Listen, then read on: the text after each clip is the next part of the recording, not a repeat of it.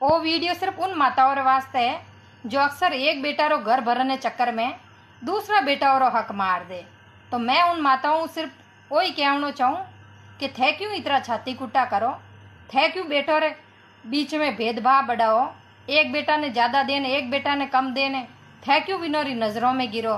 थोने तो सब बेटों की ज़रूरत है, तो क्यों वो भेदभाव राखनो, क्यों वो भेदभाव करनो। अरे जिन बेटा रे कर्म में अगर पूरी झूपड़ी लिखोड़ी रही नी तो थे वने अगर मेल भी वणान दे दो नी तो वह झूपड़ी में बदल जाई।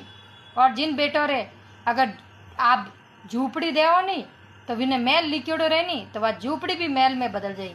तो सबाने सबारे कर्म माते छोड़ दो, बस आप ईमानदारी मारो फर्ज निभाओ, बाप रो फर्ज निभाओ, तो औलाद भी आपरे बेटो रो फर्ज निभाई। और रामायण में भी वही जे कि राम जी ने अगर राजपाट